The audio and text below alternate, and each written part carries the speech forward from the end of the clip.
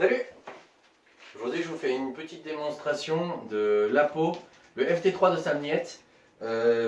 C'est un Apo en fait en noyer, un noyer d'Afrique en fait en l'occurrence, et qui est adapté pour la chasse des corvidés. Alors moi ce que j'aime beaucoup dans ce matériel, c'est qu'il est solide, c'est en bois, en plastique, et ça a une super qualité de son. Alors vous allez voir, c'est très simple. Il faut un peu d'expérience, mais une fois qu'on l'a, ça se fait tout seul. Vous prenez votre Apo, au niveau de la main, à l'endroit où ça se rétrécit. Vous la calez correctement, de manière à ce que vous ayez vos 3 doigts de libre à la sortie de la peau. D'accord? 3 doigts de libre à la sortie de la peau. Vous allez le mordre au niveau de la jonction qu'il y a. Comme ceci. Coincé entre les dents. Coincé entre les dents, pardon. Vous avez juste besoin de vous rappeler quels sons vous entendez dans la nature en éliminant le cri d'alerte. Donc moi ce que je me suis rendu compte, c'est que le cri d'alerte, c'est 3 sons assez rapides que le corvidé fait. Ça fait... Quand il fait ça, souvent c'est... Ça file. Alors, pour bien réussir, il faut vous dire comment je vais l'utiliser. Je vois des corbeaux passer à distance, j'ai mes formes en place, ils sont un petit peu loin, je suis pas sûr qu'ils voient mes formes.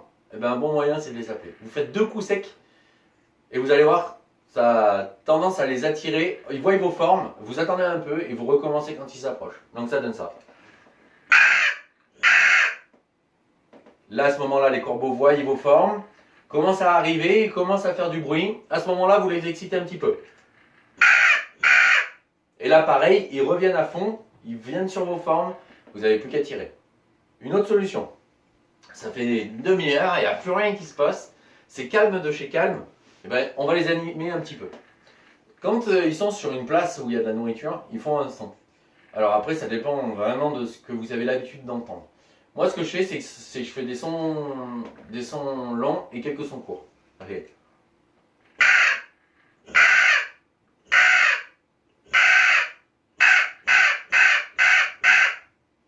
Et là, on a réussi un son, je pense, qui limite assez bien, qui les imite assez bien, et qui va permettre d'attirer l'attention. Tiens, on va aller voir, peut-être qu'il y a de la bouffe, peut-être qu'il y a un truc, machin. Et ça va les faire venir. Donc ça, c'est un Apo que j'ai eu l'habitude d'utiliser. Donc j'en avais essayé 3 sortes, 3 modèles différents.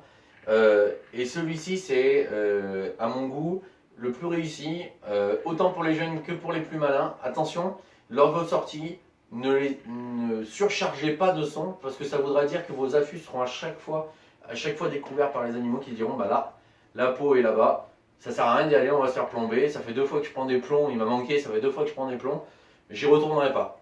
Donc il faut vraiment, et comme les corvidés apprennent entre eux, il faut être très malin dans son utilisation.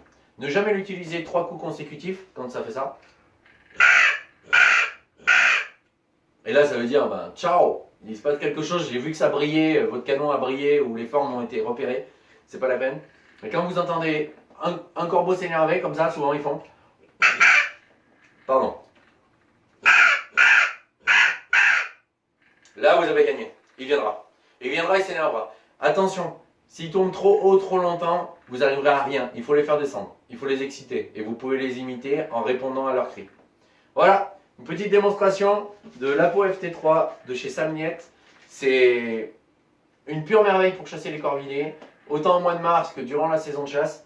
Il faut juste être malin et pas trop l'utiliser pour éviter que les animaux s'habituent à son son. Et surtout, si vous manquez 3-4 fois, rangez-le.